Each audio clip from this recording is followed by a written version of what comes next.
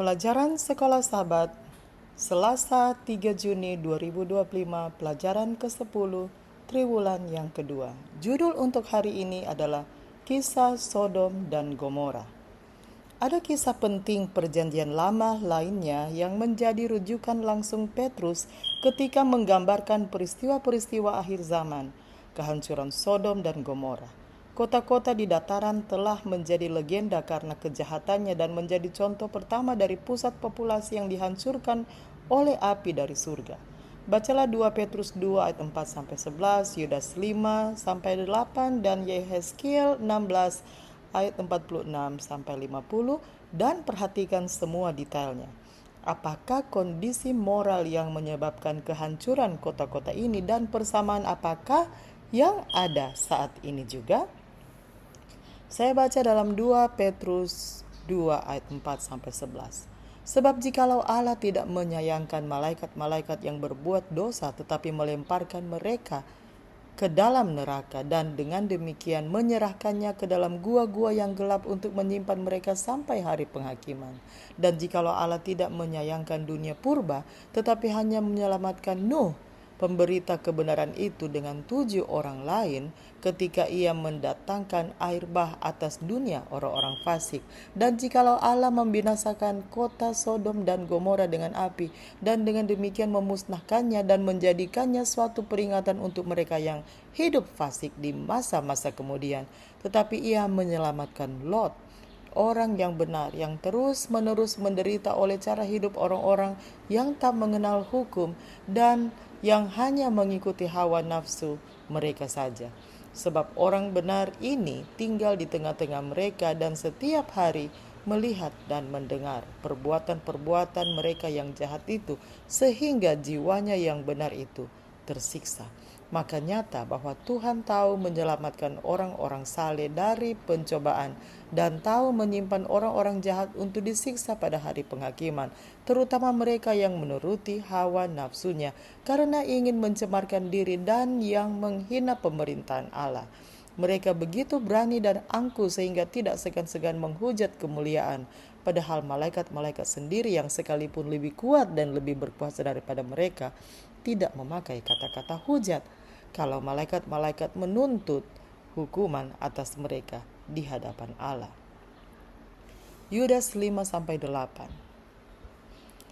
Tetapi sekalipun kamu telah mengetahui semuanya itu dan tidak meragukannya lagi, aku ingin mengingatkan kamu bahwa memang Tuhan menyelamatkan umatnya dari tanah Mesir, namun sekali lagi membinasakan mereka yang tidak percaya, dan bahwa ia menahan malaikat-malaikat yang tidak taat pada batas-batas kekuasaan mereka, tetapi yang meninggalkan tempat kediaman mereka dengan belenggu abadi di dalam dunia kekelaman sampai penghakiman pada hari besar, sama seperti Sodom dan Gomora dan kota-kota sekitarnya yang dengan cara yang sama melakukan percabulan dan mengejar kepuasan-kepuasan yang tak wajar, telah menanggung siksaan api kekal sebagai peringatan kepada semua orang. Namun demikian orang-orang yang bermimpi-mimpian ini juga mencemarkan tubuh mereka dan menghina kekuasaan Allah serta menghujat semua yang mulia di surga.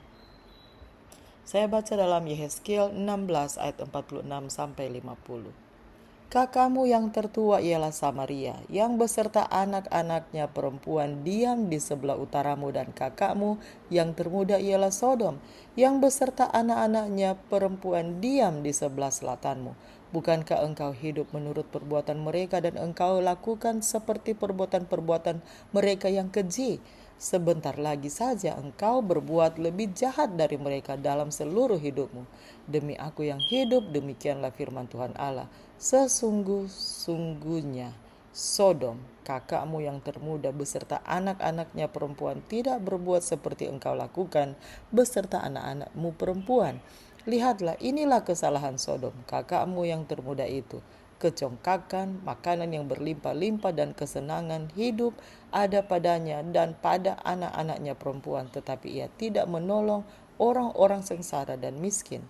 Mereka menjadi tinggi hati dan melakukan kekejian di hadapanku, maka aku menjauhkan mereka sesudah aku melihat itu.